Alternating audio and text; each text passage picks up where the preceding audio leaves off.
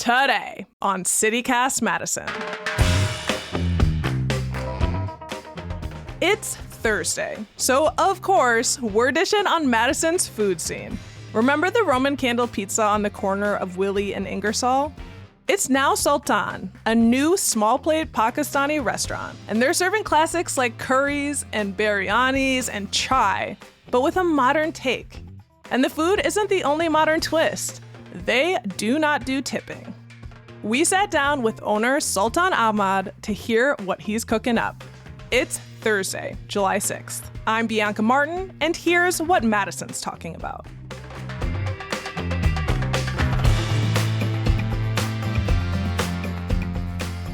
Sultan, hello. Hello. This is very exciting. What are some of the Pakistani cuisine hallmarks that are on offer at Sultan? Yeah, so I think primarily we have Punjabi cuisine. Some highlights of that is we have our nihari, which is a braised beef shank curry.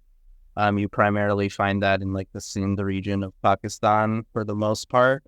It's very spicy, very savory. It was one of my favorite dishes growing up. So it's like super popular. The biryani is another one. And biryani has been, pretty controversial because I think everyone has their, this is what biryani is supposed to be, depending on where you grew up and who first made it for you and all of that stuff. And at the restaurant, we kind of make it how my mom used to make it, we took the lessons from the biryani that I grew up with. So I think those are the two, most recognizable dishes, probably. I love it. Some controversy, some spice, lots of spice. Lots of spice, for sure. And where did you grow up? So I was born in Karachi, and then my family actually moved around all over the place. So I lived in Dubai, I lived in Egypt for a while. When we moved to the States, we moved to Wadsworth, Ohio. Very, very small town about an hour south of Cleveland. And that's where I did most of my growing up. So Ohio before Madison, yeah. Dope. So because I feel like there's a little bit of fusion too going on, like mixes from different South Asian flavors. And it sounds like because you lived in different places too. Yeah, I think one of the things that we're really trying to do is do for a number of things like modern interpretations or more global interpretations of certain dishes. So I think the aloo palak we have on the menu is a great example where traditionally that would be a curry dish that's like in almost a spinach curry with the potatoes cooked right into it. But the way we do it is we create a palak or spinach puree, like a sauce, and then we plate roasted spiced potatoes on top of that. It's still the same flavors, it's the same spices, but we deconstruct it a little bit and do a modern plating and presentation so that it brings out the individual flavors of each ingredient a little bit more, in our view. So yeah, there are multiple influences that go into the stuff that we do. How would you describe Sultan's ethos or vibe? What we want to do is we want to bring the flavors to the Midwest. That's the goal, in a way that highlights the agriculture we have here. So we really care about the quality of ingredients we get, the produce, the proteins, all of that is sourced as locally as possible. I think the only thing we don't get locally or from the region is lobster and scallops because there are no lobsters in the lakes. But otherwise, As far as we know. Yeah, as far as we know, right? Buy really high quality ingredients and then we bring the South Asian flavors to those ingredients. And our goal really is to highlight the best of all of that. The spices, the flavors, the cooking techniques that you don't really get in the Midwest, in the United States, but then also the super high quality ingredients that this region has to offer that we can highlight as well. That was very apparent to me. I tried the lotus root, which I had never had before. It was amazing. Where did you find that around here? So the lotus root actually also doesn't cut. I didn't think of that because that's a recent menu addition. Our lotus root is imported because that doesn't grow around here either. And the lotus root was a cool addition to the menu, I think, because it's common in some regions of Pakistan to have lotus root curries. But even for South Asian people, it's unusual because you have to go to very specific places in Pakistan or India to find lotus root type stuff. It's like one of those if you know type of things. Yeah. There aren't a ton of Pakistani restaurants in Madison, are there? No, the only one that I know of had opened on the west side just before COVID hit. So I think they had like bad timing.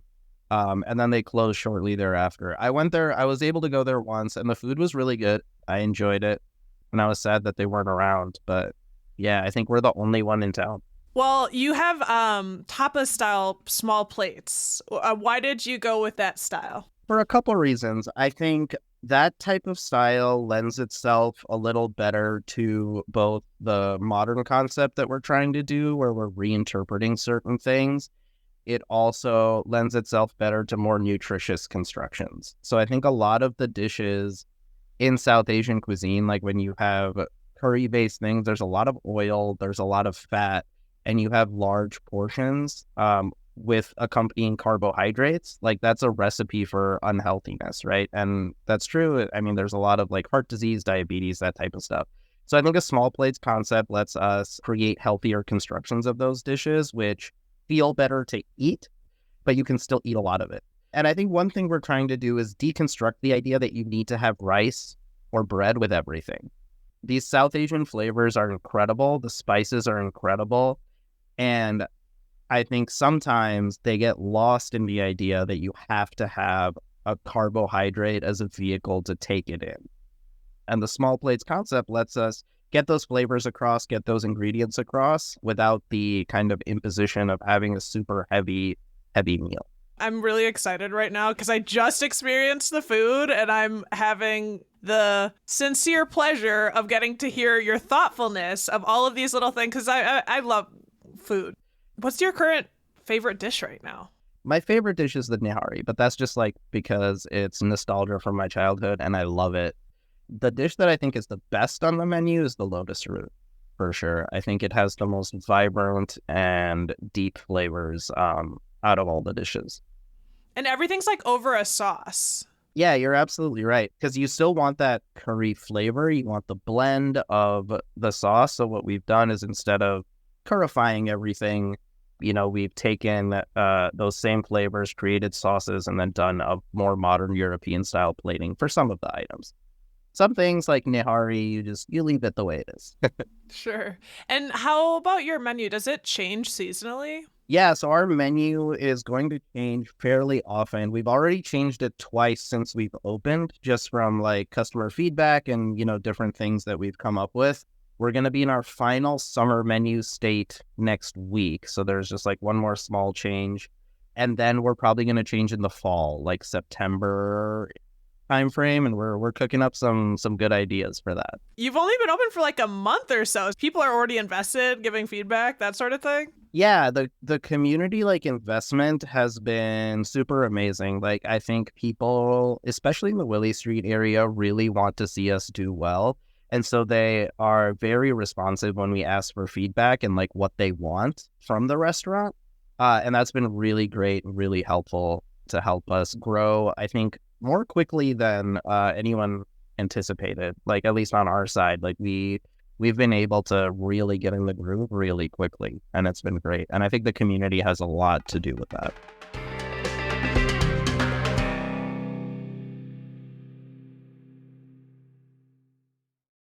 You were our server, which was pretty cool. Yeah. And as a business owner, you got to know your whole business. I think the recipes are mine, and this all began from the food and the kitchen and my cooking. But I take every opportunity I can to get involved in every aspect of it, including, serving, being behind the bar, cleaning, like all that stuff. I feel like as the owner, I have to know my business. I can't just only be 50% of it. Yeah, and one of the things that's really unique about Sultan, you don't do tipping. We don't. And you're one of the first restaurants, if not the first restaurant I know about in Madison taking that route. Like, then notice that there's nothing, there's nowhere on the check that has a place to add a tip. How'd you come to that decision? So that's something I always wanted to do. The idea of the restaurant has been cooking, so to speak, for a while now. And I've always wanted it to be a no-tip spot. I don't think that the customer should have to subsidize my staff's wages. And I also think like if I can't pay my employees a living wage, then I'm not good enough to be open as a business. Like, you know what I mean? I think any business that is succeeding and open should pay their employees what they're worth. And that's just what it is. I also think there's like a lot of education that needs to be done because tipping culture is like so ingrained in our society. You know, we have people say, oh, so tip is just included. And I really want to have the conversation with them where it's like, no, it's not, because we don't mark up our checks by 20% and then just distribute that 20% amongst our employees. We pay our employees whether you get a $20 meal or a $100 meal the same, right? And we pay them whether we have 3 customers a night or we have, 100 customers a night. They get paid the same amount for working and being there. And I think people need to understand that like the menu prices are what your food costs.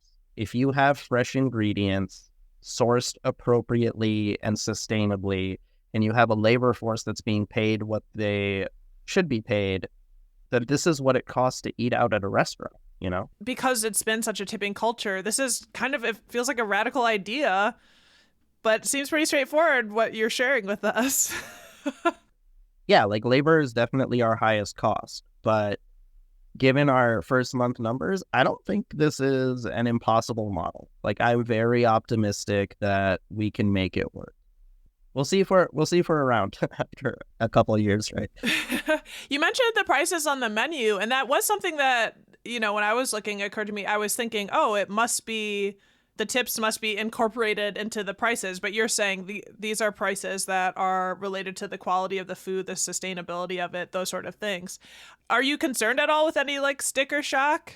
I think there is a little bit of sticker shock for some people. Like I think when people think of South Asian cuisine, they think of your typical Indian restaurant, right? Where you get a large portion of curry and some rice or some bread, and like you get that for $17.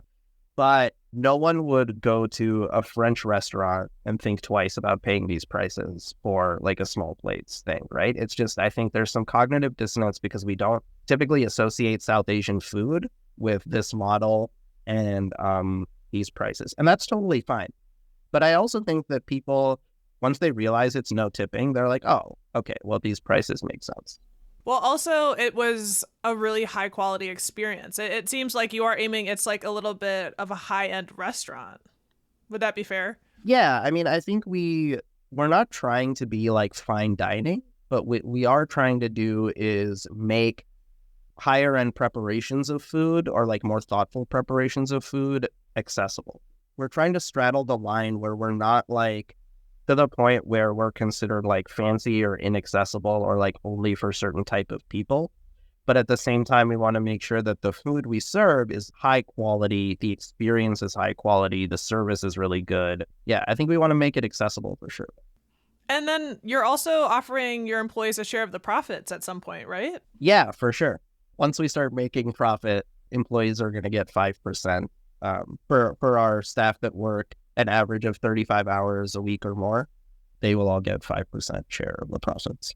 I have to admit, you strike me as incredibly thoughtful.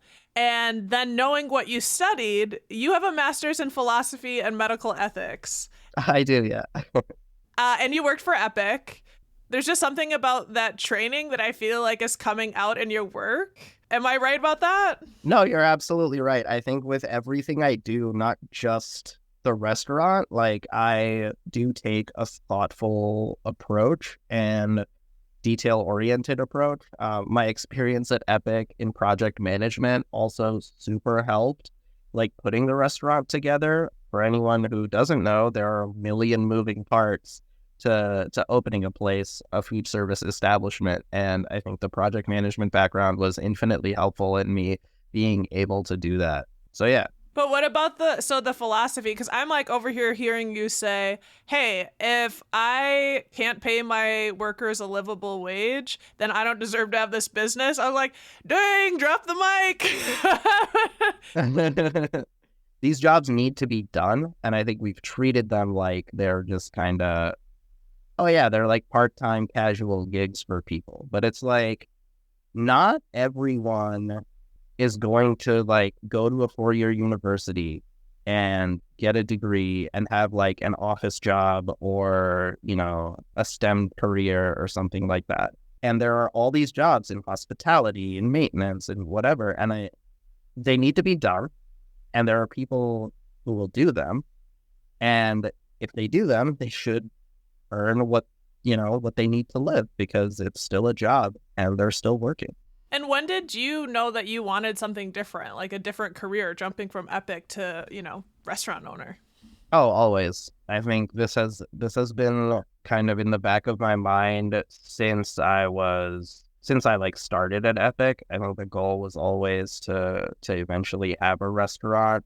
I think it started becoming a solid formulation about 5 years ago is when I like really became serious about it. And then I'm kind of thankful that I hadn't pulled the trigger on anything before COVID, because COVID hit. And then I was like, oh man, okay, well, I guess I'll have to wait until, this sort of dies down a little bit at least. And so now I was able to get it, I think, in what is a good time. So what are your big dreams for the restaurant? Well, right now the dream is to be around in 2 years. So our financial projections that like I opened the restaurant will put us in profit at like 1.5 years.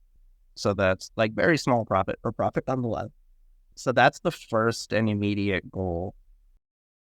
Well, I feel so lucky right now talking to you, because it feels like I get this little like chef's table experience. One of my favorite shows. That's why I feel like your food, the presentation is beautiful. I have to shout out the spicy chais. Oh yeah. And we're wishing you all the best of luck and really appreciate you sharing about Sultan. Thank you so much. Sultan Ahmed is the owner and chef at Sultan, a new restaurant on Willy Street. We'll toss a link to their menu in our show notes.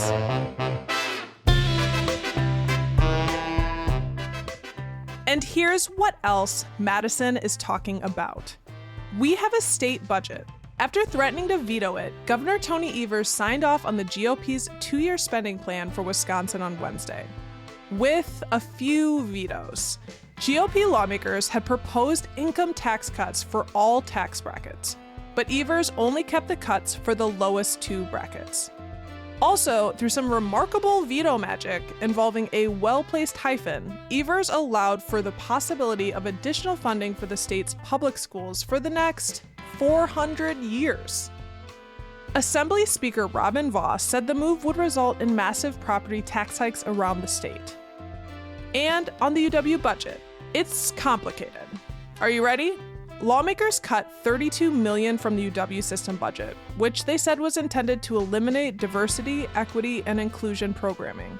But lawmakers gave UW a path to ask for that money back, if they agree to spend it specifically on workforce training.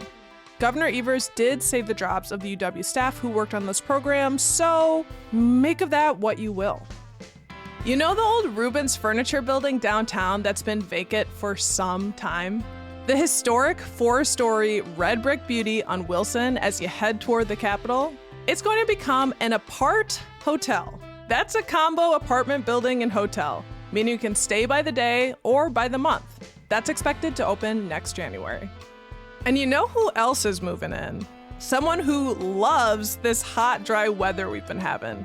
Insects. There's an outbreak of spongy moth caterpillars. These spiky little guys eat all the leaves and harm our trees. They feed on trees like oaks, aspen, birch, and willow, to name a few. And the Wisconsin DNR says we could have the worst outbreak in a decade.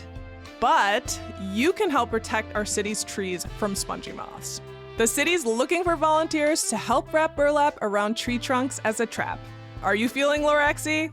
We'll throw a link for how to help in our show notes. That's all for today here on CityCast Madison. I'm Bianca Martin. If you enjoyed the show, why not share this episode with your mom or one of the people who cooked for you as a kid? We'll be back tomorrow morning with more stories from around the city. Ciao.